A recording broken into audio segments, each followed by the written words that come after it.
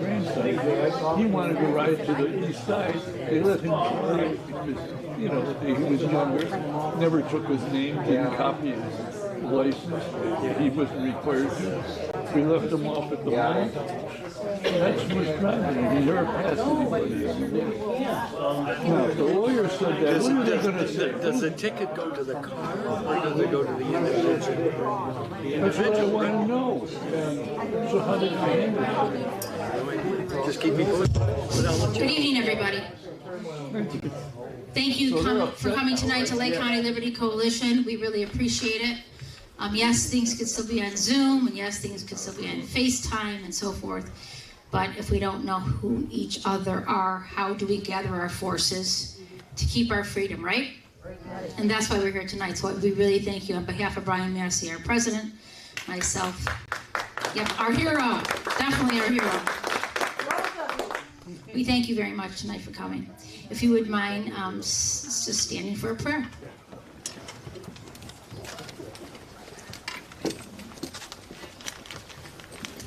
Our Father, who art in heaven, hallowed be thy name.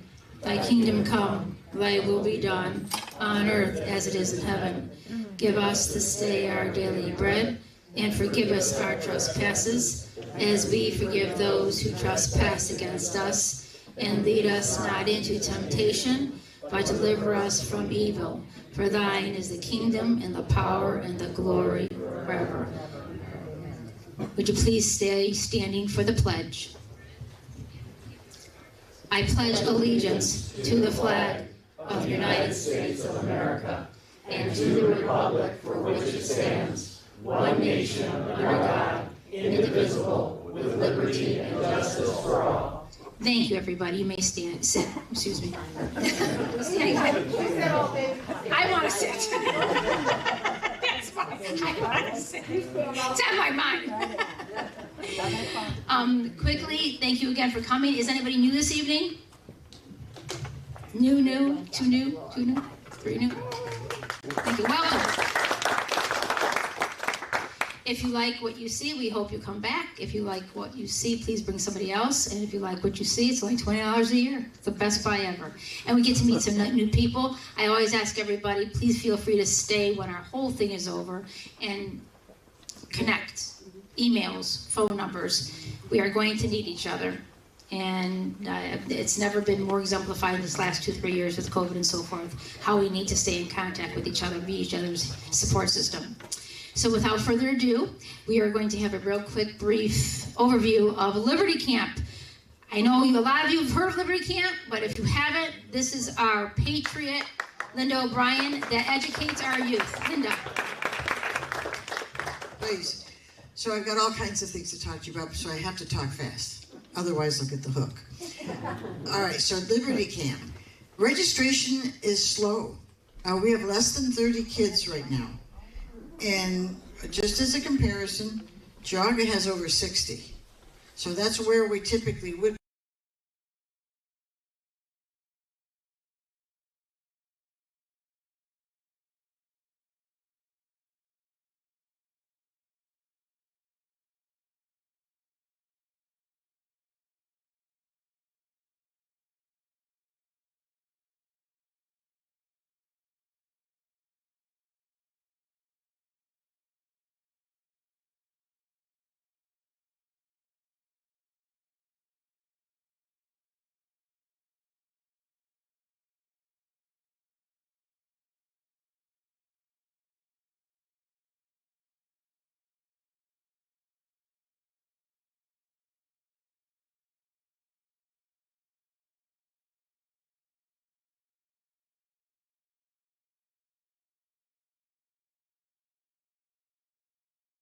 On the stick flag, it's about yay big, an appeal to heaven flag. So on the last day, they will all come marching in with their appeal to heaven flags. So that will be fun. And the other thing is, I'm working against all this noise saying that our founders were atheists and deists. So I'm getting, I'm making like what you would think of as almost a baseball card. And we're going to have it of the founders with their prayer on the back of it, you know, some quotes, but it's almost like a trading card. So it's going to be fun. Now, on a couple of other subjects real quickly, those of you who know about the cemetery that I'm working on, I finally got word from Willoughby Hills Mayor last week that he says we will do nothing to restore that cemetery. And so that didn't tell me to do nothing. I met with the men of honor, and as recently as 5 o'clock tonight, I gave the News Herald the full information, and they're meeting me out there Thursday. And that mayor is either going to rescind his thought process about this, or we'll have the TV channels out with us. So I'm not giving up. And one other quick thing. You know, Mentor has talked about bullying nonstop. Well, they put together a committee to figure out what to do about bullying. And I'm on the committee. So trust me, the bullying will halt. Thank you. So tell your grandkids, tell your young moms and fathers about Liberty Camp. I tutor, that's what I do. I'm bringing 3 of the kids that I tutor, and therefore Linda said, okay, well, you're in a costume now, so. So, thank you for educating our youth. Our next speaker is, yes? When is Liberty Camp? July 7th, the week of July 7th. Brian Massey will give us an update on our tax initiative. I want to thank everybody. So many people I'm looking at right now showed up, not only signed the petition, you were circulators of the petition. How many signatures did we wind up with, Brian? Lake County, 730, which is about 40% Okay. of the total. And we came up with a total of? 1,845. And we only needed 1,000. So without further ado, our next step, our president, Brian Massey. Yes, I'll be very quick. What's happening now? We've got all the petitions. We've got everything organized. The last thing that we have to do is we've got to create a record, an electronic record of every one of the petitions. Because what happens is when it goes to the Attorney General, to the Secretary of State, what they do is they will send the electronic copy to the individual Board of Elections, and the individual Board of Elections, they're responsible to determine whether or not the signatures are for valid registered voters. So I should have that wrapped up tomorrow, and then Thursday we will be going down to the State Attorney General and the Secretary of State to file the petition. They, as I understand it, the next step, they will have 10 days to tell us whether or not the constitutional amendment we have on the petition is fair and valid. And they send it to another governmental agency that actually writes the ballot language. And then when they give us that, we are going to have to collect about 500,000 signatures. So they don't make it easy, and you also have to have 44 of the 88 counties contributing all the signatures. So we are, we're not quite there yet as far as the total organization, but we did get signatures from 26 different counties. And I'll let you know that the state legislators, they're hearing from us. Yeah. And I didn't know that, but a friend of mine met the Attorney General, gave him my card. The Attorney General says, "Are you Brian Massey?" "No, I'm not Brian Massey." He said, "Well, I've heard of you." So, and then the other funny thing about it is when I talk to the chief financial officers of the schools, you know what they say to me? "We've heard of you. We know where you live." What? Who says that? That's a threat right there. That's a veiled threat, isn't it? It's not even veiled. Yes. So.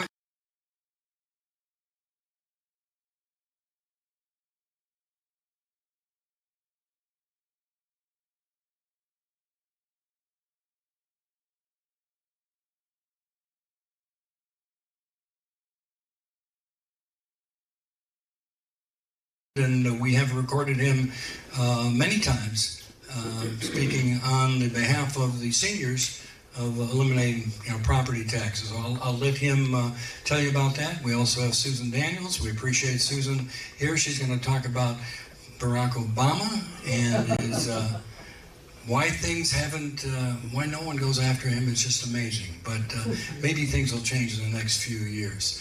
So without any further ado, Commissioner Plechnik, John Plechnik.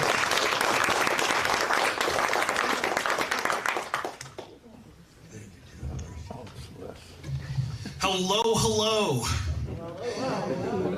For the few of you who don't know me, once again, my name is John Plechnik, and I'm humbled to serve as one of your 3 Lake County Commissioners. It's a local office, and it gives you the opportunity to make a difference in your local community. But there are issues today that are affecting all of us, as Brian's been saying, from Lake County all the way down to Columbus, Ohio. And so I never thought that I'd find myself with Brian Massey in Zanesville talking about property taxes.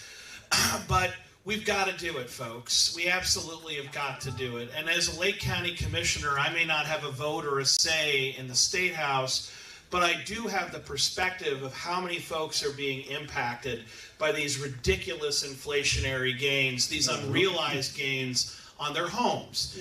Because I get more complaints on property taxes, and I'm not sure complaint is the right word. I would say pleas for help on property taxes than any other issue. Do I get people who complain about the sewer? Yes. Do I get people who say there's too much noise from the road or the airport? Of course. Do I get complaints about flooding and potholes? Absolutely. Whether you're a councilman or a commissioner, and I've been both, those are the complaints you will always have. And we have to work to respond and to help where we can, at least point people in the right direction. I know how to fix those problems. I can work on a pothole. I can deal with a flood. But this ridiculous increase in property taxes is a generational, a once-in-a-generation problem. And it's always been there to some extent. They've been hiking our taxes surreptitiously year after year after year, but it wasn't enough. It wasn't enough that the people really spoke up and said no. Only now that the taxes have gotten so high that folks literally can't afford them are they waking up and calling for help. And that's what's really different this time. I understand, you know, I like to say I'm not a politician, but I know how to speak politician. I can interpret for you. And when a politician says, it's very complicated, I've been working on it, trust me, I care about it, I'm with you, but they really mean they have absolutely no intention of doing anything. They've already made up their mind, and they think if they patronize you a little bit, you'll go away and leave them alone. That's what they mean when they say it's complicated, it's a difficult issue. Well, what isn't complicated and difficult in life, right? Even opening a door can be complicated if you want to make it that way. But this is really a simple problem. You've been hiking taxes vis-a-vis inflation for years, and thanks to Joe Biden, inflation shot through the damn ceiling. Suddenly, people are being taxed out of their own homes. Seniors are being hit the worst, but everyone is suffering from this, and so everyone's been raising their hand and saying, this has got to stop. The problem is, at every level of government, they've gotten so addicted to our money that the immediate response you get when you say we need to reform property taxes, they go, but how will government afford this? It's like, government's not paying the bills. Government doesn't afford anything. We're the ones paying, and we're telling you.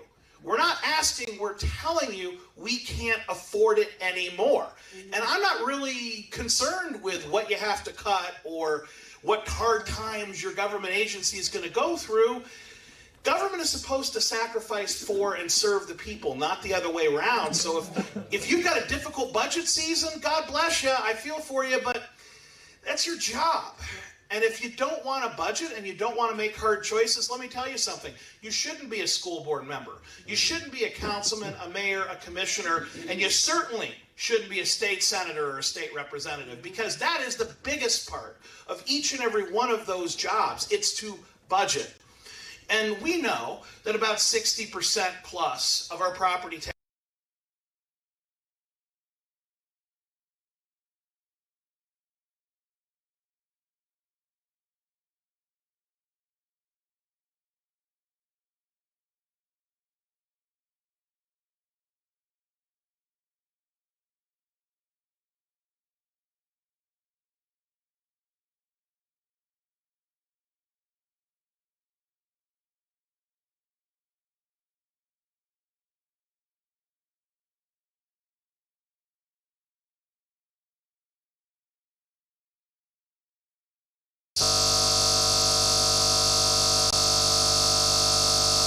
go to the school board meeting. Well, yeah, I think every citizen should go to their school board meeting, their council meeting, their commissioners meeting, when there are issues that concern them, to speak up and let their voice be heard. I agree with that, but they're being facetious because they know darn well that government isn't going to voluntarily cut itself. If the schools wanted to cut our taxes, they would have done it a long damn time ago. They don't. They're already looking for ways to tax us more. I'm not going to name names, Wycliffe, but there's some taxes at this most inopportune time. And by the way, I love Wycliffe. It's a beautiful community. I live right next door in Willoughby Hills. But how tone deaf is it to raise taxes now? I mean, come on. There's no way. I don't care how much you say you need the money. Find a way to cut the budget in another sector. Because ultimately, when government raises taxes, you're not really accomplishing anything. You're passing the buck. And I want to be very clear. You're passing the buck from your table to everyone's kitchen table, instead of government doing the work of Elon Musk and Doge, and cutting their budget, cutting the fat, modernizing, streamlining, and doing more with less, they're saying now all you have to do it. You can't go out to eat on Tuesdays. You don't get to go visit your grandchildren. You can't buy that plane ticket. Heck, you can't even afford to pay for your medication because we don't want to do the difficult work of budgeting. You know, Brian mentioned the CFOs. That's literally their full-time job, doing the budget.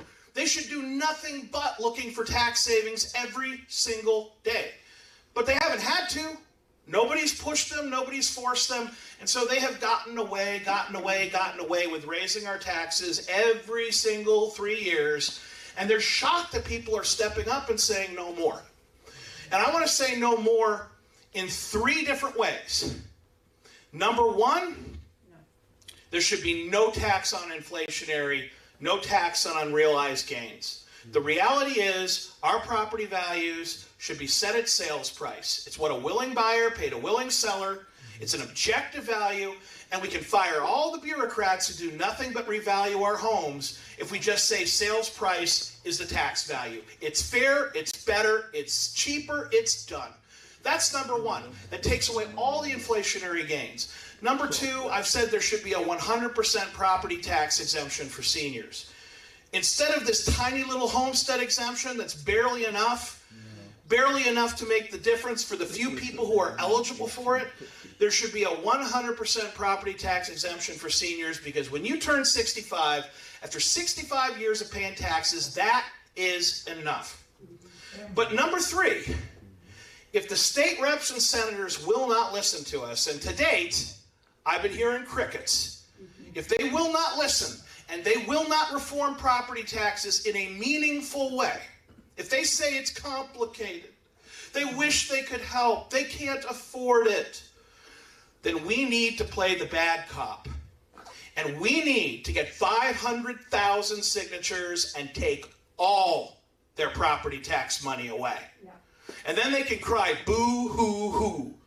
That's what we need to do, folks. Good cop, we go to them and say, fix this problem right now. People probably won't even care. They're not going to sign this petition.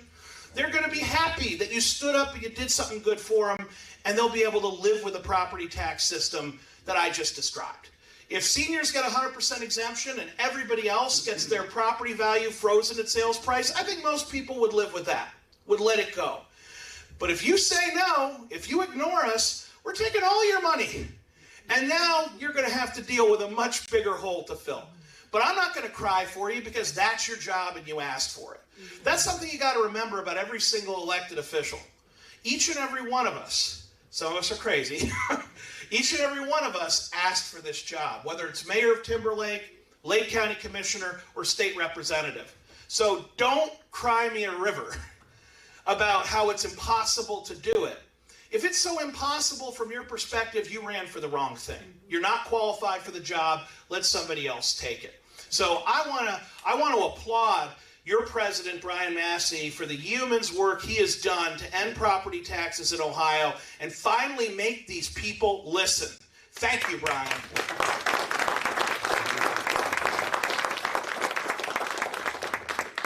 But that's the fight statewide. What about locally? Let me tell you something, folks.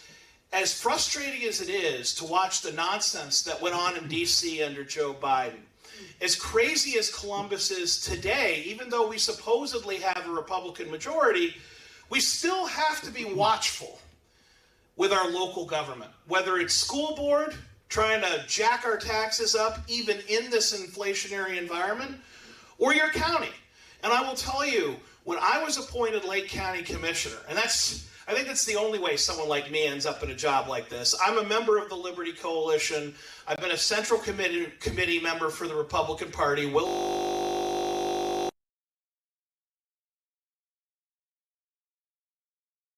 But a young, talented lawyer, not me, someone else, a young, talented lawyer ran for county commissioner. He won in a landslide. He got more votes than anyone in history. That record still stands, by the way. He's still the most popular commissioner ever. Resigned less than 6 days into the job for a conflict of interest. Not really sure what it was. Good guy, but here today, gone tomorrow. And suddenly there had to be an appointment. And let me tell you, the Liberty Coalition came out in droves to vote for me for county commissioner. And we ended up winning in a little church hall, St. John Vianney's in Mentor, with 79 votes. And let me tell you something, folks. The very next day when I went to be sworn in as county commissioner, I found out that I had gotten 79 votes to become the 79th commissioner in the history of Lake County. I don't believe in coincidences. I believe in God. And I believe God puts you where you're meant to be. We walk the path that's put in front of us. It's our job to be open to God's will. And so here I am, brand new county commissioner, never saw this coming, and right off the rip, everyone's trying to get you to raise taxes. And here's something that folks don't understand. Even the Republicans, even the ones that publicly say they're against raising taxes privately, like the devil on your shoulder will say, I'd support you if you would raise the sales tax. We really need it for law enforcement. Republicans love law enforcement. Well, yes, we do. But we're not willing to bankrupt our family, mortgage our house, and sell our kids into slavery to pay for law enforcement. There's a limit, right? We're going to support law enforcement like we're going to support all good things in moderation, in what we can afford as a community. Support doesn't mean you mortgage the future to spend everything now. Support means having a sustainable, conservative budget where we can support law enforcement not just for 5 years, but for the future, for 50, 100, 150 years. We need to think in terms of centuries and generations when we're stewards of government, not in terms of one election to the next. So let me tell you, as disgusted as we are by the liberals in DC and the liberals in Columbus, I want you to understand that that fight is still very real for your school boards, your city councils, your county commission, and a lot of folks who you think are on your side, who have an R by their name. If they think they can get away with it and get a fast one past you, if they think they can get someone else to be the bad guy and vote to raise your taxes and they can just step back and spend the money, they will do it. And that's why, I've been called a lot of things over the years. Some of them I can't repeat. But the one nickname I do like is Commissioner No, because that word, no, is the single most beautiful word in the English language, and it seems that public schools have stopped teaching it because our elected officials do not know how to say no. They go, well, this is important, and that's important, and we must support this, and we must support that. Everything in life is about priorities. If you've run your own business, if you've raised a family, if you've had a job, heck, if you've run your own personal budget, you understand you can't spend more than you're taking in very long before you go to hell in a handbasket. But our politician friends do not get it, even at the local level. And it is our job to hold them accountable. So if you want to know why I'm still standing here and why I'm still taking the punches, it's because I recognize that even at the local level, even when 17 out of the 18 countywide elected officials are registered Republicans, they're not as conservative as I am. They're not as conservative as you are, and we need to push. Now, as long as we're forceful and we hold folks accountable, I'm with you. They're always with us if we're watching them, if we're pushing, if they know that our vote is contingent on them doing the right thing. But the moment they think the cat's away and the mice can play, it's amazing how people propose the single biggest tax increase in Lake County history. And I will say, it was only with your help, 2 weeks of pressure in 2023, that we were able to rescind the single greatest tax increase in Lake County history. And as long as I'm a county commissioner, I will never allow them to raise our taxes. And I actually had a Madison Township trustee come into my meeting. And he said, John, I want to quote you. You said, I will never raise taxes. Never, ever.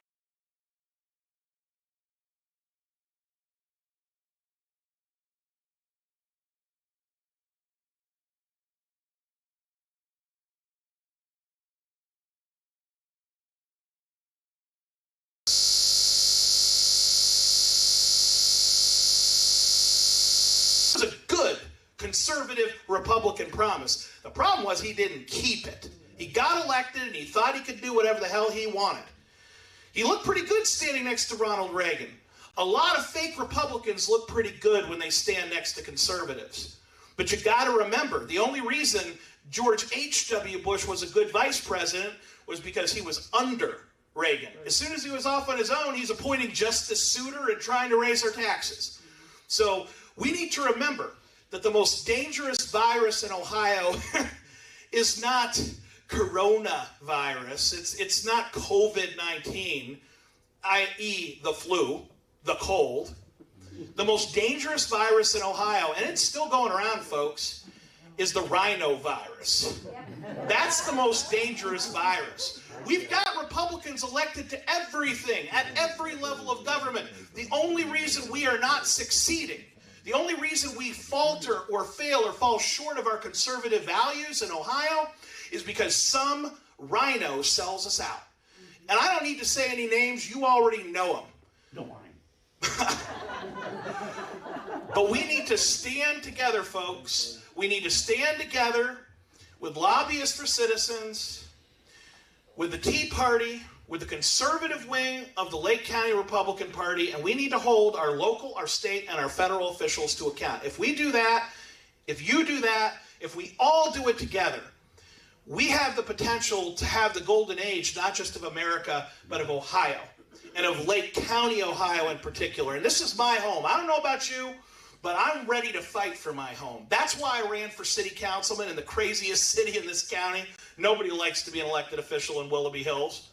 That's why I went for county commissioner on a hope and a prayer, because I believed that I could make a difference. So let me just close by saying this. If I've done anything good for Lake County in my life, it's because of the support that you've given me. Understand that the liberals will always attack the good conservatives, will always rip apart the folks who support Trump and support the real Republicans. But it's you who keep us going. With your support, with your prayers. Sometimes it's just a kind word saying good job, to encourage the school board member, the councilman, your commissioner to keep fighting, because it's hard out there. And people forget, local elected officials, heck, even Congress people, they're human beings too. And they need us not just to hold them accountable, but to support them and pray for them to make sure they can get across the finish line. And I know that no one prays harder than our Vice President, Nancy Mara. So God bless you, and God bless Lake County, Ohio.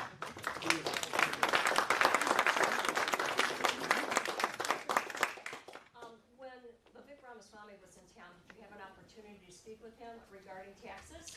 I had a very brief opportunity to shake his hand, and I will say it was a bit of a funny conversation. I'll share it with you word for word.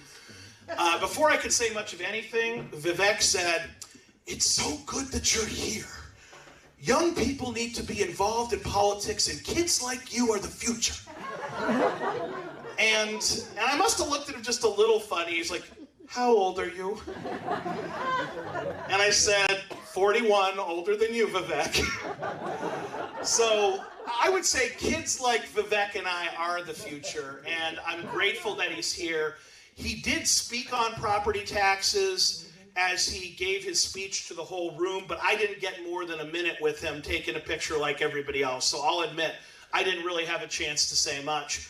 But I was gratified to hear, and I certainly applauded very loudly at the front table, that Vivek supports dramatic cuts to property taxes. He's not quite as far down the road as Mr. Massey, but he's getting there. John, 1, 2, 2. Okay, so John, apparently the state of Ohio said it was illegal for schools to be taking money from property taxes, and it's going on and on and on, and nobody's doing a thing about it, and that's part of what I think transpired this remove the property tax. So let me clarify there. I hear that all the time. The Ohio Supreme Court has ruled that it's illegal to pay for public schools with property taxes. That's not quite what those cases stand for. The complaint that those Supreme Court cases raise is that local property taxes stay with local schools, which creates uneven revenue sources, so that wealthy communities have more money and poorer communities have less.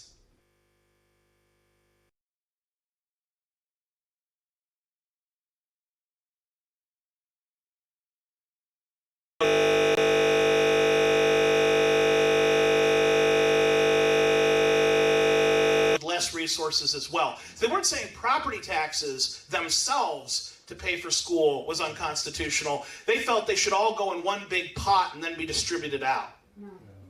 So I'm not sure you like those cases. Maybe you do, but they did not hold property taxes unconstitutional, period. It's a bit of a misnomer. Okay, well, thank you. So is it where they go into one pot and get distributed evenly? No. Or that's No. not happening? Okay. We've really never addressed those cases, to be honest with you. The new public safety center, it started to come out of the ground, and it's, what, 2027, I believe, is completion date. What will happen with the existing jail? So let me start by saying in 2023, when they tried to raise our taxes, they said it was impossible to build the jail without raising taxes. And I'm proud to be the guy who made the impossible possible, because we are building the Lake County Safety Center without raising taxes. Amen? Amen. But to Brian's point, what happens to the old jail? I got to tell you, that building, anyone who's had the opportunity to tour it like Brian and I have, there is no residual value. I mean, just to give you one example, the external mortar and brick walls are buckling outward from water damage, and we have to spend hundreds of thousands of dollars every year just to keep bricks from falling on people on the sidewalk. I mean, that's how bad that building has gotten. There is no fixing that building. It's getting increasingly expensive just to legally keep it open without a public safety issue. We don't want the jail committing crimes. When the jail murders people, you know you have a problem. So unfortunately, the jail has to be demolished, and one of two things are going to happen to that plot of land. It'll either be paved and we have a new parking lot, or a parking garage will be built up there to give even more parking for the downtown Paynesville area. If there is enough resources, I think a parking garage makes sense, and I will say the city of Paynesville has really pushed for a parking garage there. So we'll see, but it'll either be a parking lot or a parking garage. Yeah, John, regarding the new safety center, the fact that the old one, I think, was built in 1988, you would think you would get more utility out of that structure. Are they planning this building to be another 30-year building, or 50-year, or 70-year? There is no they here, Mike. Yeah, it's me. And I am planning for this to be a 50 to 60-year building. That's the way we're doing it. The original jail was supposed to be 50 to 60 years is the appropriate, typical, useful life for a jail. And the fact that we only got 35 some years, it opened in the early 90s, actually, I think construction started in the 80s, that's atrocious. But unfortunately, the builder was politically connected. They built the jails in Ashtabula, Lake County, several others. The firm literally went bankrupt before the Lake County jail was even completed, so there was no one to sue when they didn't finish the job, and the job they did do was atrocious. So unfortunately, Lake County, decades and decades ago, hired a very politically connected firm, probably repaying political favors, and they got a terrible result. 35 years from a jail is not acceptable, and frankly, if the jail we're building now comes down in 30 years, you should find me with pitchforks and torches and run me out of the country. But this company has a reputable, it has a consistent background of... So let me say, Gilbane is one of the largest jail and safety center construction firms in the country. They have built hundreds of facilities. We have sent the sheriff to tour facilities that they've built. We've done our homework. We've considered many different possible designs. We're using brick. We're using steel. We are building this thing solid. Frankly, I am hopeful it might last more than 60 years. I mean, we'd all love a future where jails aren't necessary. I don't see that quite yet. I don't see that happening. But I want this jail to last well until everyone in this room is dead. That's my goal, myself included. And I plan on living a long time. Well, you know, I promised somebody a long life, so I intend to die before that comes down. So in regard to the jail being approximately 60 or 70 years, and then it would maybe have to be replaced.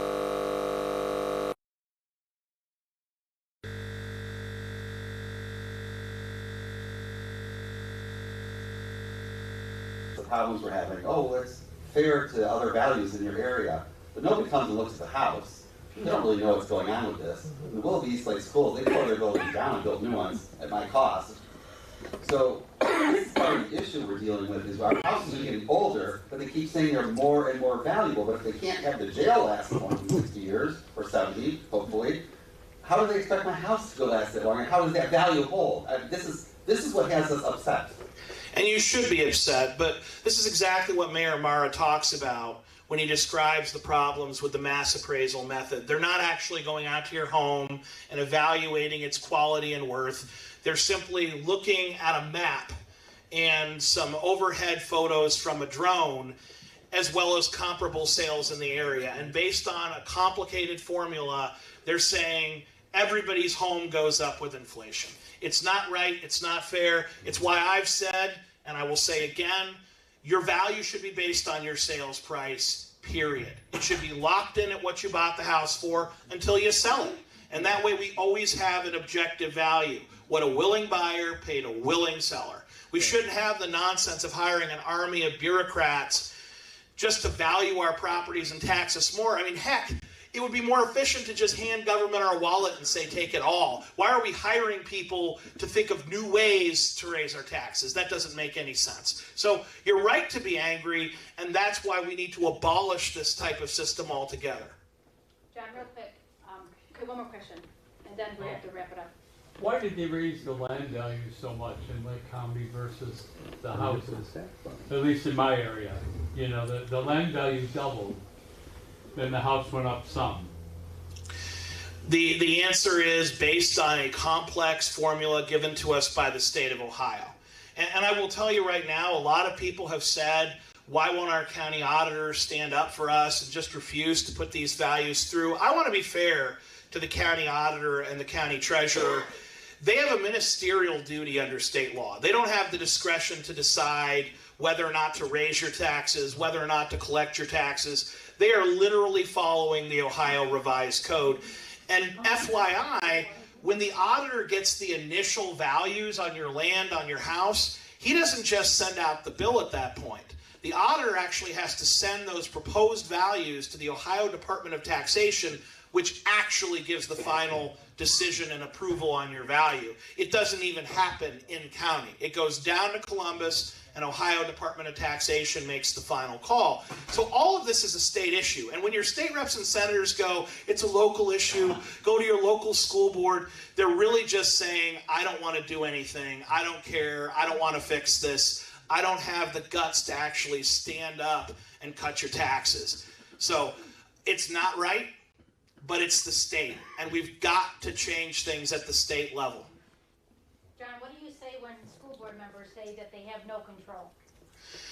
I say, I know it's hard. I know that if you do your job, you cut the budget, and you return the money to the taxpayer, you're going to have everyone in that building hate you. How do I know that? Because when I killed the biggest tax increase in Lake County history, I killed a lot of raises. I killed a lot of new corner offices. I killed a lot of new jobs for this guy's cousin and that person's brother. I am well aware of the pushback that a school board member will get if they say, you know what, we don't need to have a principal for every grade. We don't need to have an assistant superintendent. We could have one administrator do all the hiring and firing for the district. If you did that, you could save millions of dollars for the taxpayer. You could give it back, but everyone in that building will hate you, just like everyone in the Lake County Administration Center hated Commissioner No, because you will be killing their money train. And if there is any way to PO a government bureaucrat, it's getting between them and their money. So can the school board members do it? Yes, they can. What makes it hard is that most of them are still Democrats, because unfortunately, the Democratic Party has focused on school board races, even in Republican areas like ours, counting on the fact they're nonpartisan races and they can sneak people through. And even when we get Republicans in, they're faced with this really daunting reality that they can either just go along and get along and everyone will say, here's the honorable so-and-so, and they get an applause when they come in the room, or they can be the devil and they can say,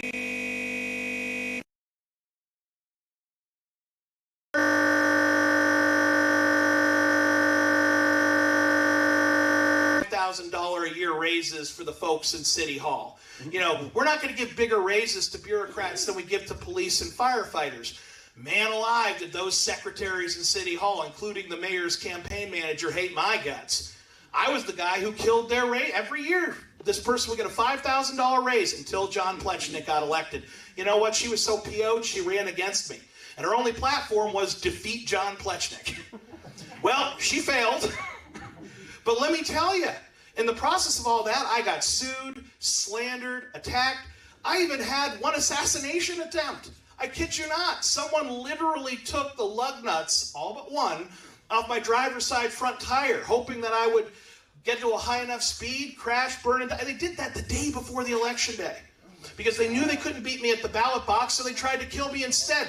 And let me tell you, when I showed up there still alive, there were some pretty surprised people. So I kind of know. I kind of know who they were, you know? When they look at you like, oh, how's he still alive? You're like, oh, yeah, I thought so. But that's on city council, folks. This is local. This is not Congress or even state representative. The fact you're willing to try to kill a councilman because he says no to your raise, I know that it is tough to be a school board member and do the right thing. Nonetheless, I deliver this message to the school board members who may or may not be watching and listening right now. If you're not prepared to cut the budget and return the savings to the taxpayer, if it's too hard for you, I understand, because this is brutal. This is a blood sport. But if you can't do it, you need to get out the way and let someone else with a tougher stomach do the work, because we cannot afford this anymore. And most of the waste in local government is at the school level right now. It's where most of our property taxes are going. It's where the administrative state is ballooned out of control. We need the little red schoolhouse, folks. We need teachers, and we need discipline, and we need kids who understand you're here to learn or you're expelled. You have those things, kids are going to learn, it's going to be good. Doesn't take a lot of money, by the way. It's pretty cheap to do. But you got to get rid of all this army of superintendents, assistant superintendents, principals, assistant principals, secretaries, assistant secretaries. My God, everybody's got a secretary and an assistant. Even the secretaries have secretaries now.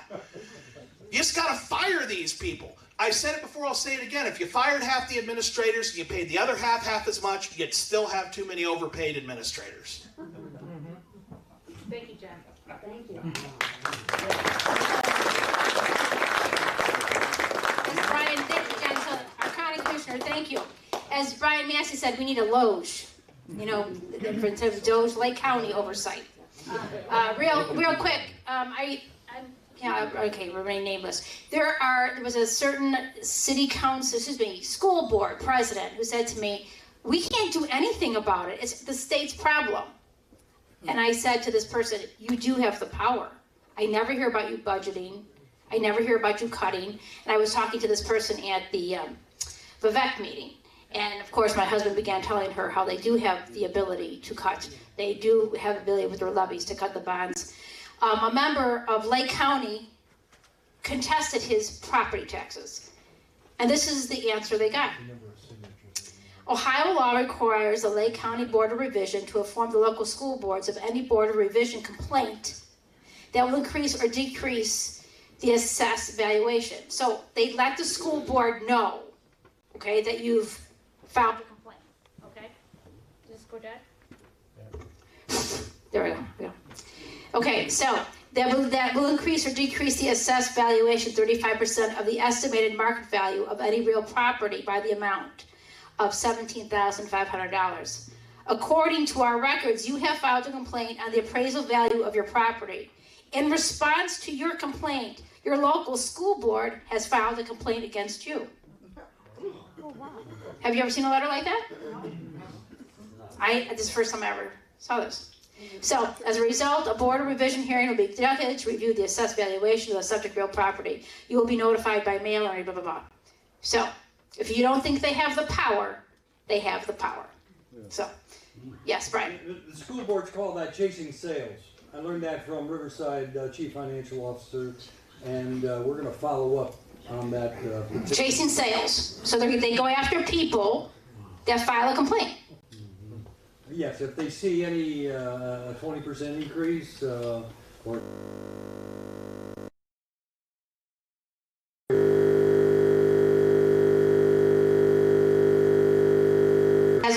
ready to say to that taxpayer, you're wrong. Well, that's the school board's Right. representative on that. School board, right. So, yes, But Robert. isn't the school board supposed to be concentrating on the education of the kids, not the money that's coming into the school? Rubber stamp, rubber stamp, rubber stamp. So, anyways, keep that in mind. We have more, oh my gosh, we have more stories. Since my husband and Brian Massey have been doing so much about this, but that's just one of the many. So without further ado, because I don't want to keep on going on and on, we're going to have Miss Daniels, if you would come first, and then Mr. Zern, if you don't mind. Thank you. Susan Daniels, our expert tonight on Barack Obama.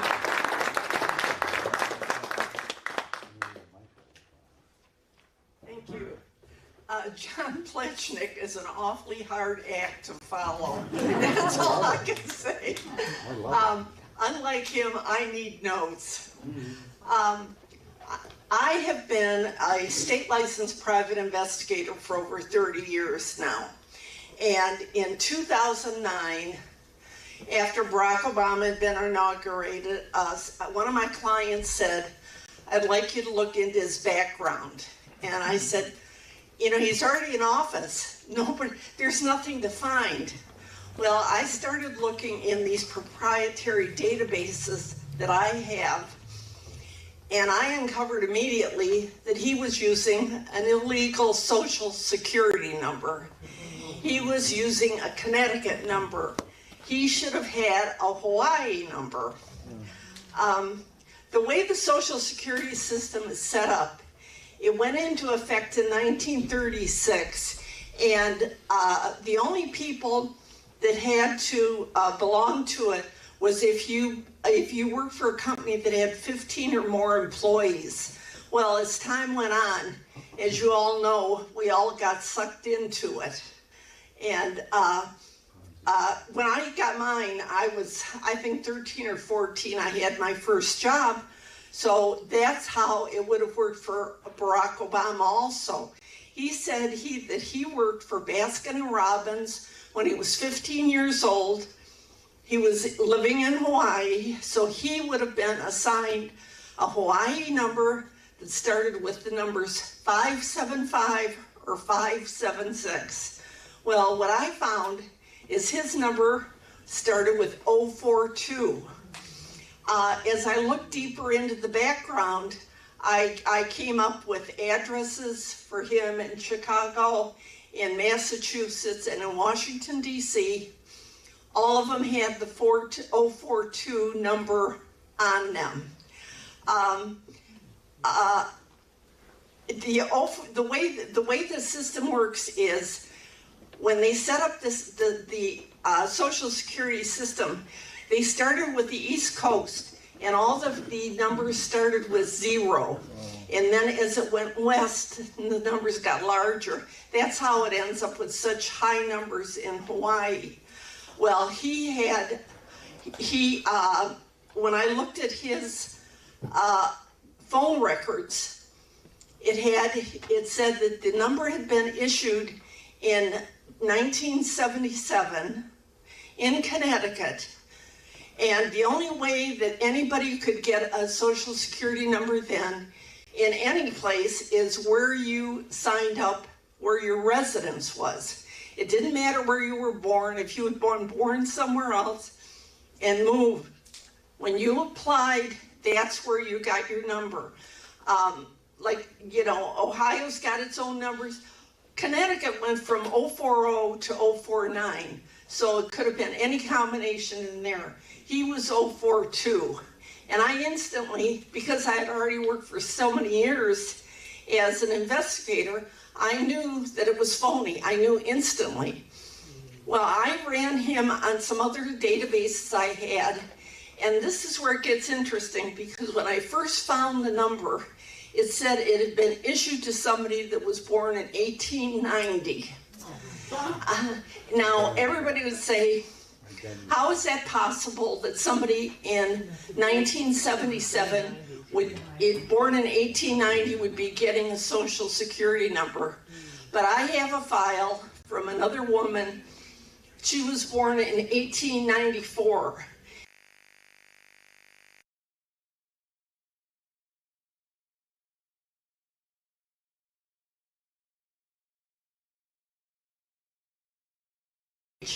and apparently her husband had died. She needed her own number. She got her number on the same date that Barack Obama's number was assigned, and that was March 28th, 1977. Well, on that date, Obama was 15 and in high school in Hawaii. He never started using that number until he was 26 years old. One of the interesting things, now, the book I wrote 2 years ago, it includes a page that somebody sent me from his 2009 tax filing as president, and it has the Connecticut number on it. All his documents that supported him as the candidate, which included, they were all forgeries, like Selective Service, when he allegedly signed up for there. It was supposed to be done, the application was supposed to have been done in 1980. That's the date stamped on it, except it says the form is a 2007 form. All his documents were made in 2008. As to his schooling, he went to Occidental. He only took 4 or 5 classes there. He never graduated from there, but he said he went on to Columbia. He never went to Columbia. I read an article somebody had written, and it talked about a professor there that had been there for years and was irate that Obama was saying he went to school there. Well, I called him, and this was probably 8 or 9 years ago. At that time, the teacher was 93. He had been teaching at Columbia for 46 years in the history department. He said that he never heard of Barack Obama, never saw him. None of the other professors in history ever saw him or had him in a class. Barack Obama was supposed to be a political science major, and they all took history classes. This teacher told me that he taught, one of the classes he taught was the history of the presidency. He said every political science major took this class. And then the killer was when he told me that the dean of the school told him, this teacher, he said that he had never heard of Barack Obama, had no idea who he was, but he was told to sign his diploma, and he did. Okay? Then he goes on to Harvard. Now this is what's remarkable. He goes to Harvard Law School without so much as an associate's degree. Yeah, but that was arranged by the Saudis and the CIA. And in fact, Bill Ayer's father also helped chip in. One of the interesting things is a guy who used to be a postman for the Ayers family, in 1989, he said that he was delivering mail to their house, and here came a tall, thin, light-skinned black man down the street who engaged him in conversation. And he had been delivering mail to the Ayers house for years. And so he said to Obama, well, what do you do? What are you doing? What are your plans? And he said, well, I'm just here to thank the Ayers for helping me through school. And the guy said, well, what do you plan on doing after school? And he said, I'm going to be the president. And then this was 1989. If you don't think they played the long game, you're wrong, because they really do. When he allegedly graduated from Columbia, he worked for a CIA front business called Business International Corporation for a year. His mother worked for the CIA in Indonesia. His grandparents were CIA. This is a family just unbelievably corrupt and rotten to the core. I interviewed a girl that knew him as a teenager.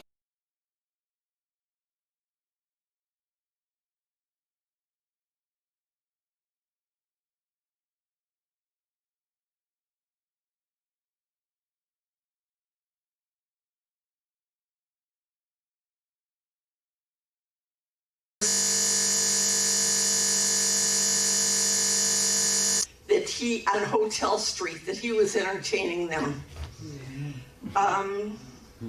All the documents that were made for Barack Obama in 2008 were done by John Brennan, who might be the most evil man in the country. He's a horrible person. There's nothing good about this guy. I watch him on TV and he comes across as this really very smart, kind person, and he's just rotten. If you would see, when I wrote the book, I didn't have all the documents that I have now, showing the phony documents for the applications for selective service, the verification of them. It's really interesting because on the application that was supposed to be done in 1980 and was actually done in 2008, Barack Obama's signature is identical. Now, I don't know anybody whose signature stays exactly the same for 30 years. And when they dated the application, it was 2008. They needed a 1980 stamp, but didn't have one. So out of 6 different copies I have of other applications, his is the only one that says July 30th, 08.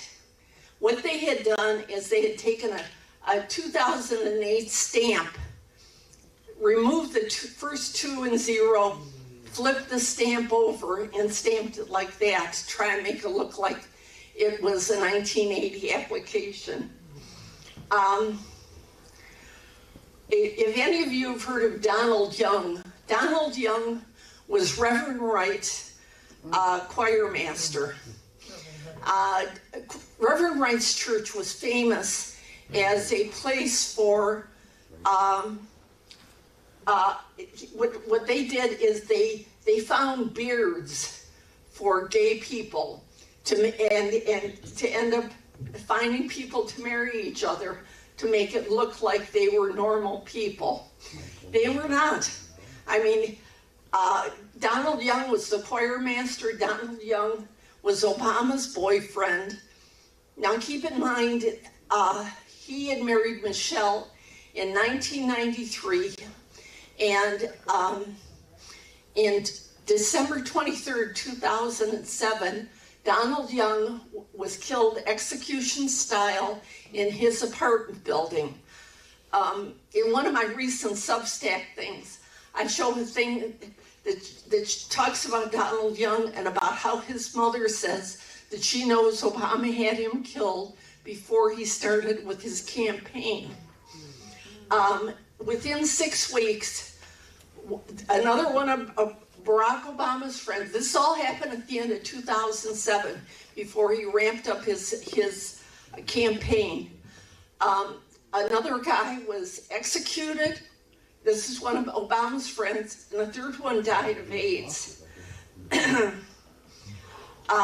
was, in October of 2008, right before the election, Obama went off to Hawaii, and he went there allegedly to see his sick grandmother, who there was a photo op of him in front of her building. He actually went there to meet with the Board of Elections because they were not going to put his name on the ballot. The guy who ran the Board of Elections was a very honorable guy. Well, somebody named Brian Schatz was the head of the Democrat Party there, and he was also involved in some nonprofit. What Brian Schatz did and Nancy Pelosi did is they convinced this guy from the Board of Elections to change the certificate of nomination. Obama could, as we know, there's only 3 requirements to be the president. You have to live in the country for 14 years. You have to, what am I forgetting the second one? But the third one is you have to prove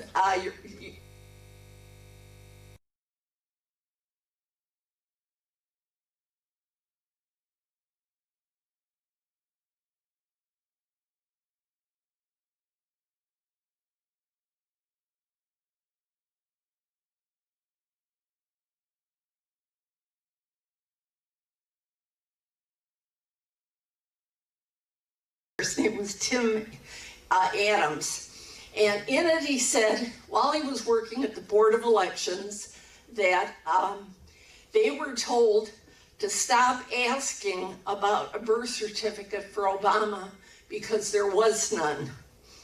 And you know, they, of course, everything like this, I saw it briefly. I have a copy of it. Everything like this is hidden. Obama was not born in Kenya. I can tell you that. And I'll tell you why.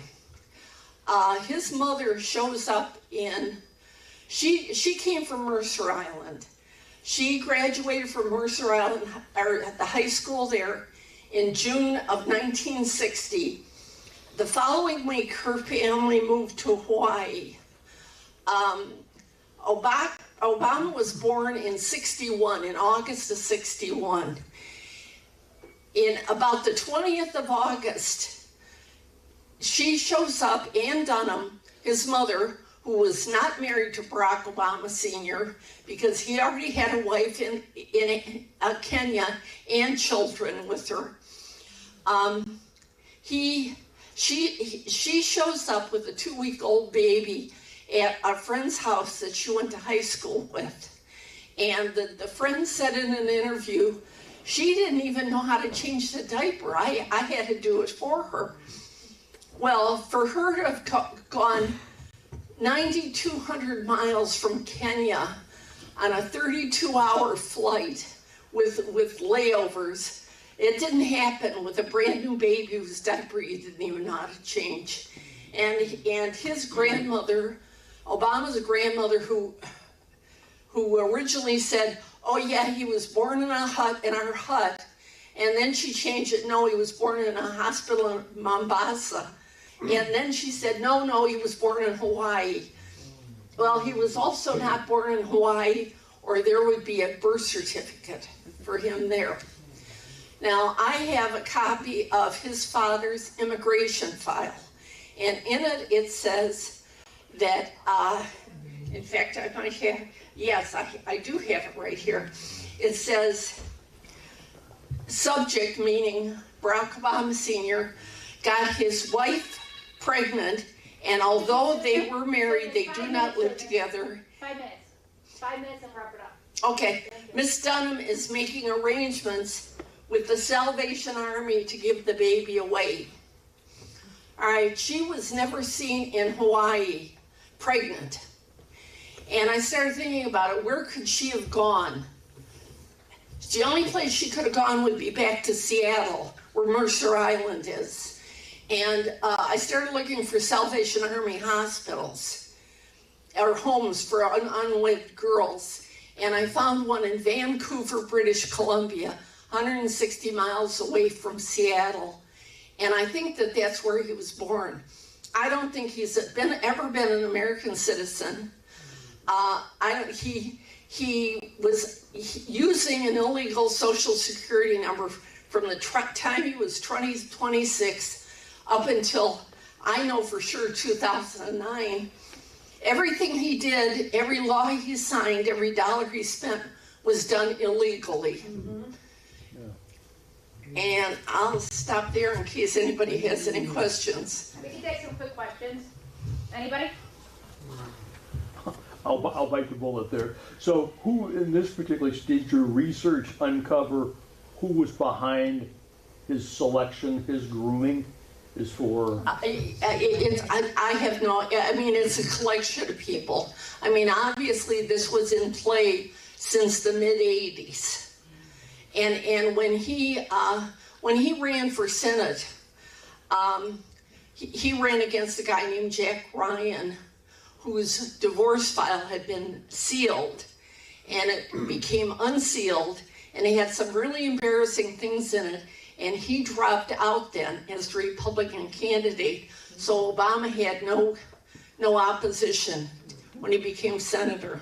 Huh. What was the ultimate, I mean, this may be an obvious question, but what was the ultimate purpose of getting him into office? You see, the whole thing look what he did to the country. Corruption. Yeah, yes, sir. Yeah, but wasn't he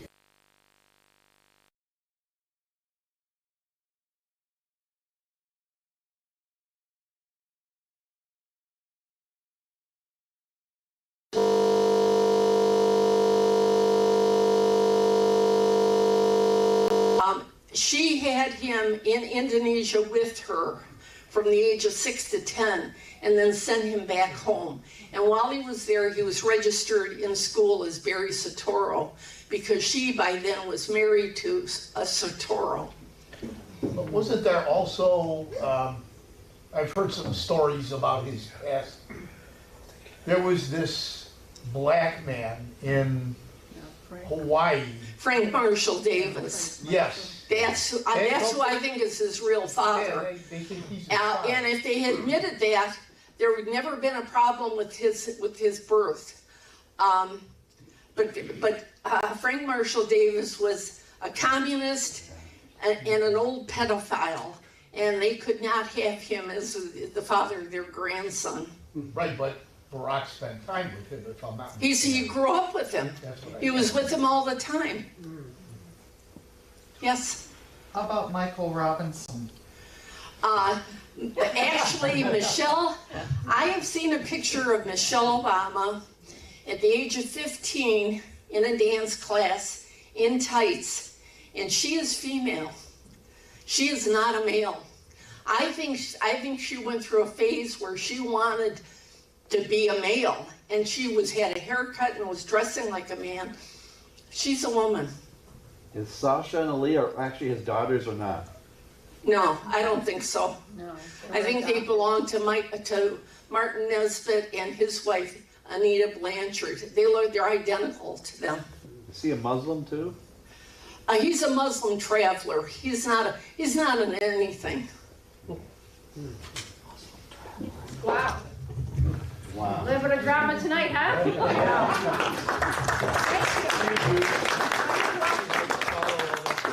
In case anybody's interested, I did bring some books with me. They're back there. You'll be around for questions, right? Yes. Are they free? No, they're $20. And Commissioner Plensick, you'll be around for questions too. So we still have our speakers. And without further ado, the state of Lake County, our county treasurer, Mike Zurin. Clap for Mike Zurin, please.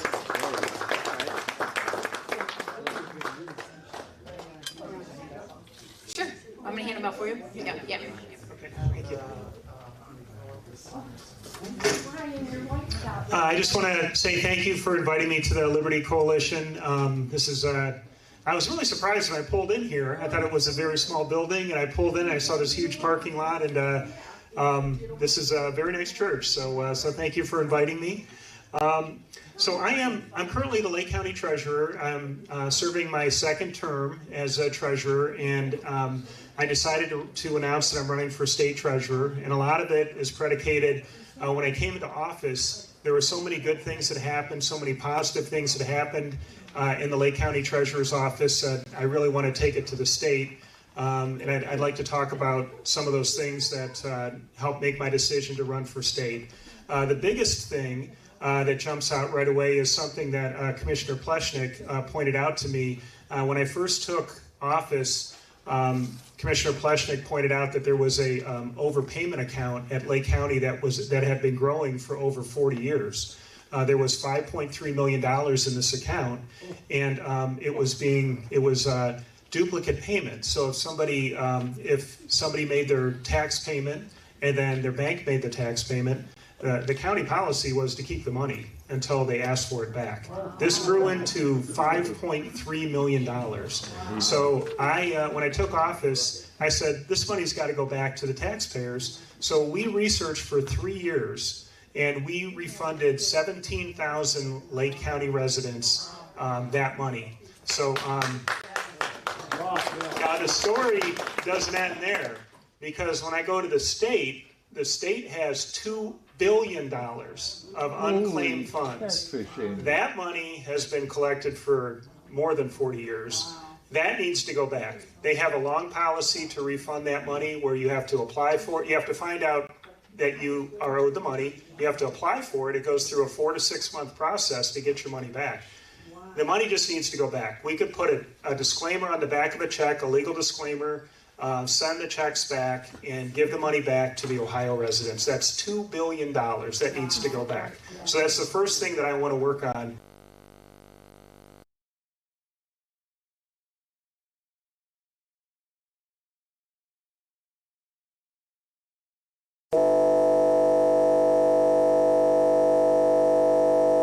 took office, a lot of it was invested in overnight funds. So as anyone knows, if you invest for 24 hours, you're going to get a low return. If you invest longer, if you use different tools that you're allowed to invest in, you're going to get a greater return. So the first year I was in office, the return was about $1.3 million on our portfolio. That's what the county had. So $1.3 million of untaxed funds that the commissioners get to decide on how to spend it. If it's roads, police, fire, whatever they're going to spend it on. Well, I have an MBA, I have a PhD, I have 30 years of banking experience. I teach finance, investment to students at John Carroll. So I actually know investments very well. So we have spent the last 5 years looking for the best investment options. And a lot of it is the market. You know, the market, it could be corporate bonds, it could be agencies, it could be treasuries, it could be a wide variety of what we're allowed to invest in. But I have a question before I go into too much detail. Does anyone have a savings account? Okay, does anyone earn 4% on their savings account? Nope. Anyone earn 5% on their savings account? So one of the things we did is we invited in a lot of the banks, and we had them bid on what kind of return could you give us if we if we invested money in your bank and we opened a CD, a savings account.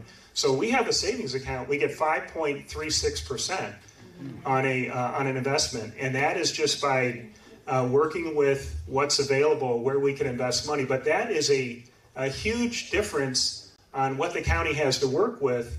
Instead of taking an overnight investment, you're working with all the banks and you're trying to get the highest investment that's safe for the county. So we turned that $1.3 million the first year I was in to $19 million last year. And that just gives the commissioners a lot more money to get things done that is not tax dollars, that's interest and investment return. So that's one thing I want to do at the state, because the state has a $30 billion portfolio. And if you can maximize return, then that means less tax dollars are needed because you have a greater return. So I think that's really important, and I think I have the background to really help maximize the return for the state. The other thing that I really would like to take to the state is technology. So when I came into the office about 5 years ago, we have about 114,000 parcels of land which receive a property tax bill. The policy was they're all mailed a tax bill. Now we've really changed that over the last 5 years. We email about 19,000 people their tax bill. We have all these different ways to pay, whether it's Venmo or Apple or Google Pay. We have all these streamlined ways to pay. Our website, when I first took office, you had to load everything in. You had to load in your name, how much you're paying, your parcel number. It populates now, which is a big difference because you eliminate errors. We just rolled out text to pay. So if you sign up for email to pay or text to pay, we email you, you click on the link, you can pay your taxes, you get confirmation. It saves the county about $3 per payment, and that is a lot of money when you're talking 19,000 emails going out, and it's growing. So technology from the state office, the state treasurer's office, to help all 88 counties use technology and save money, be more efficient, and a lot more cost savings is going to make a big difference for taxpayers through the state. So that is another thing I really want to focus on. But one of the biggest things that happened, I'm a pastor, I'm a Pentecostal pastor in Willoughby, and one of the biggest things that happened when I took office is a lot of doors opened. So one thing that happened was financial literacy, being able to teach in a lot of different areas. I've gone to the schools, I've gone to the senior centers, I've gone to libraries, and taught financial literacy to thousands of people. I've also gone to local prisons. Grafton is one of them. I've been going for about 3 years, teach financial literacy, because I understand when somebody re-enters society,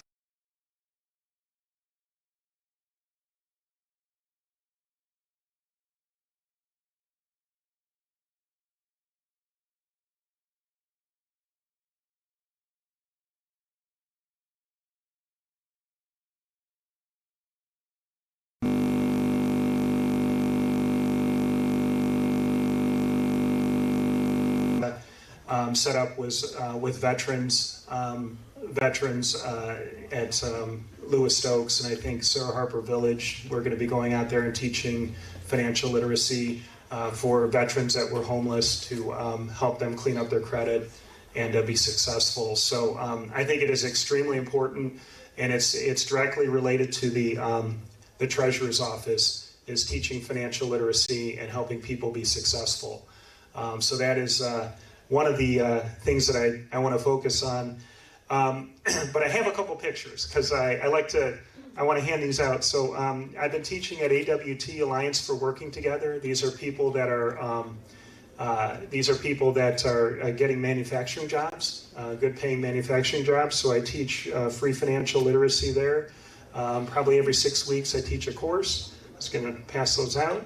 And then this is one of the schools I went to. A lot of times when I go to the schools, there'll be a big class of 100 kids, and we put them through financial literacy. And then we even have a class, I think this is Council on Aging, but we even have a class that we do for elementary school kids. If they're homeschool children, we'll teach them financial literacy just to set them in the right direction. So they understand finances, they understand when their parents are spending money, how that affects the household. And I think it's important to start kids in elementary school on financial literacy. A couple other doors that opened, I don't want to go into a lot of detail, but when I first got elected, it was kind of the beginning of COVID, I believe. And one of the things, and Commissioner Pleshnik helped a lot in this, we started a program for children in Lake County, and we started handing out free lunches. And so far to date, we've handed out about 35,000 lunches to Lake County children who are underprivileged. But it grew into something that was much more than just free lunches. We partnered with Coats for Kids. We've handed out thousands of coats every winter. The last 5 years, we've handed out thousands of coats in the Willoughby area to children. And then we've also expanded into backpacks, school supplies, and we've handed out thousands and thousands of backpacks and school supplies. And I'm talking about this because I truly believe doors open, and God opens doors for a reason, and you need to walk through them. It's our responsibility. So, if I do get elected to state treasurer, I am going to go through those doors, and I'm going to try to help. And I just think that is something that God will put on your heart, and you need to follow through. This is a picture of some of the backpacks, but it was a real blessing every year because you'll see kids come in and they don't have winter coats, they have hoodies, and it's 20 degrees outside, and they don't have gloves, they don't have pads. And I have 4 children, and I understand if you send a child to school and they don't have the supplies, you just send them there to fail. They need to have the basic supplies to be successful in school and in life. So I think it's really important.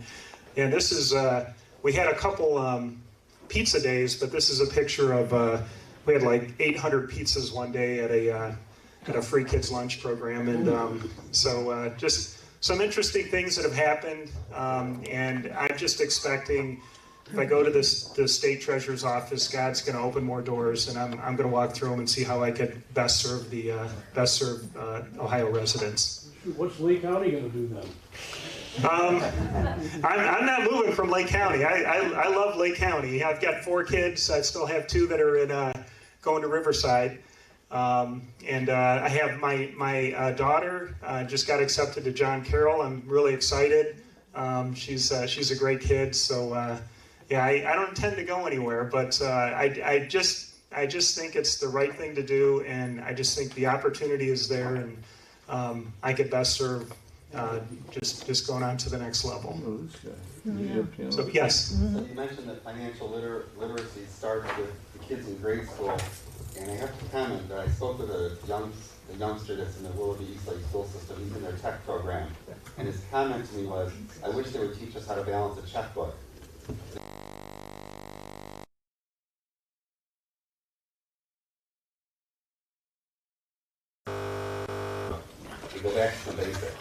Yeah, I agree. To be successful, you need the basics, and financial literacy is extremely important. And if you don't understand that and you get into debt, you will, no matter how much you make, it's going to be a problem. These kids can't count money at a cash register. They can't give change. They can't have the amount of money. They look at you like you're from Mars. This is crazy. Yeah, that financial literacy would be something I'd be pushing very hard from the state for that to be required in schools, and the basic financial literacy so they can function and be successful. It doesn't have to be complicated. Yes. I just wanted to say thank you. I went to one of your little classes at the Willoughby Senior Center on the homestead exemption and also the reduction you can get in water and sewer. And not only have I set myself up, but I've probably set up 9 other much older seniors thank you. on doing that. And I appreciated that, and I just wanted to, got my vote. Well, thank you. I love going out there and seeing how I can help people, and I'm good at like a finite thing. So finance is one thing I understand. So I just thank you. I couldn't tell you how they were appreciative that they didn't know how to do it or what to do. So I ran down, I got all the forms, and I have extra forms in my car. I keep telling more and more people because every little bit helps at this point.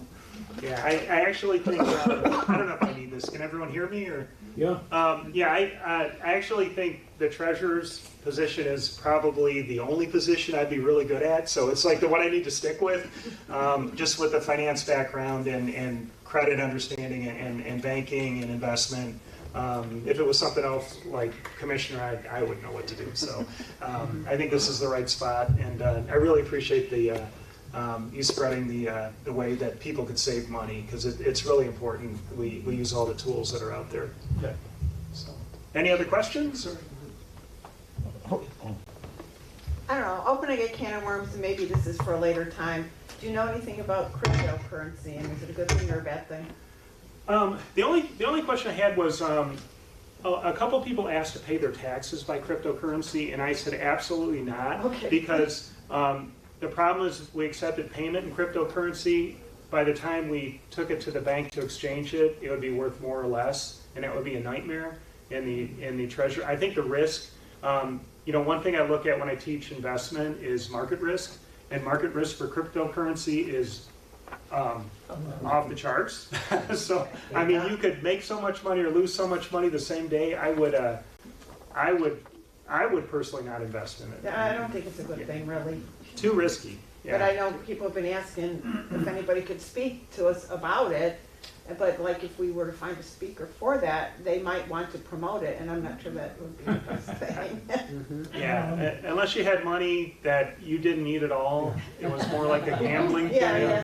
I would not suggest that. Just a general question, you were talking about payments. Is it better for the state to pay online, or is it okay to pay through like an online banking? I mean, is financially speaking for the state? Well, the banks charge a lot of different fees. So if it's like an ACH or a direct payment out of your checking account, that's the least expensive. If you get over to any type of a credit card, the fees are like 2.5% of what you're paying. I was just doing like out of a checking account. Yeah, if somebody pays their property taxes out of their checking account, there's no charge at all. That would through be like an online banking. Right, an ACH. Now, if you get into a credit card or a debit card or something like that, there are fees. So I would avoid any fee you possibly can. That's what I was just asking. Go directly out of the talking checking about account. like doing it on the website for the county. Yeah, you could do that just out of your checking account. There should be no charge at all. So. Yeah, but even if I do it online banking, there shouldn't be. Because I don't want to make any charges for anybody. I mean, I'm trying to save money here. Right. On both ends. Right, exactly. Yeah. Okay. Any other questions? Or? Yeah, the money that got returned from the county and then maybe potentially from the state, the overcharge or the big slush fund, is interest given back, or what happens to all that money that was earned? No, the interest wasn't given back because from the treasurer's office, I just had control of that money that was sitting there. If I went any further, it would have delayed returning the money, and it was sitting there 40 years. So I either returned it or it would still be sitting there. If I tried to add anything to it, I'm sure it would have gone nowhere. And I just think, I mean, when you look at the state level, $2 billion, that is so much money. And they have your information. Like if you go on the unclaimed funds site, you could type in your name and it will say, okay, these 5 accounts, there's $90 here, $100 here, and then you have to apply for it. But they have all your information. So if it's not somebody...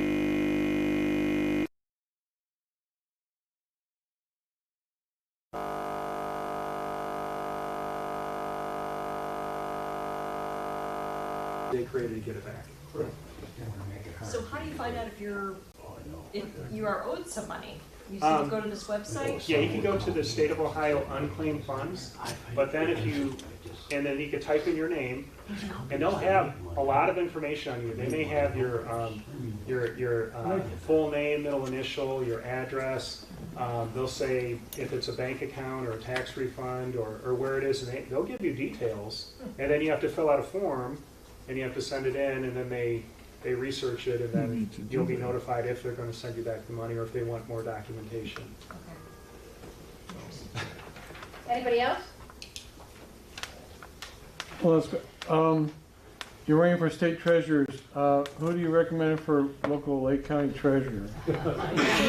Sherry Falkenberg. That's who I'm going to endorse. She's chief of staff, and she would. The treasurer's office. We have a culture where everyone's kind of like a family member. Very low turnover, and we care about each other. And she's the chief of staff. She would continue that culture, and I believe in very low turnover. Treat everybody with the most respect you can, and treat them like family. And I think she'll continue it. Anybody else? Give a donation. Okay, well, thank you. Thank you very much, Mr. Stern. Good luck.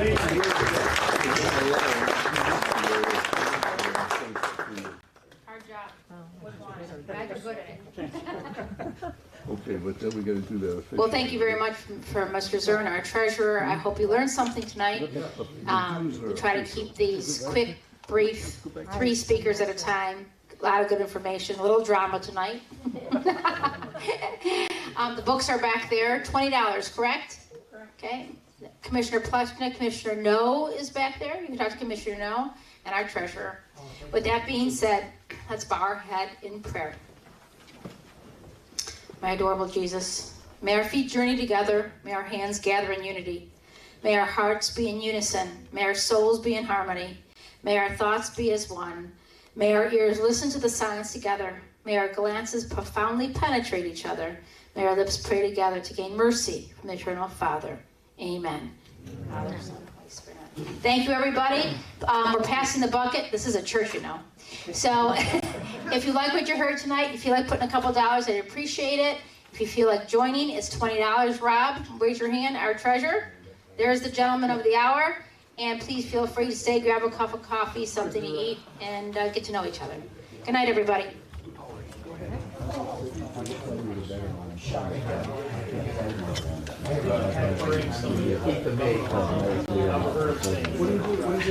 Every now and then it gets bad.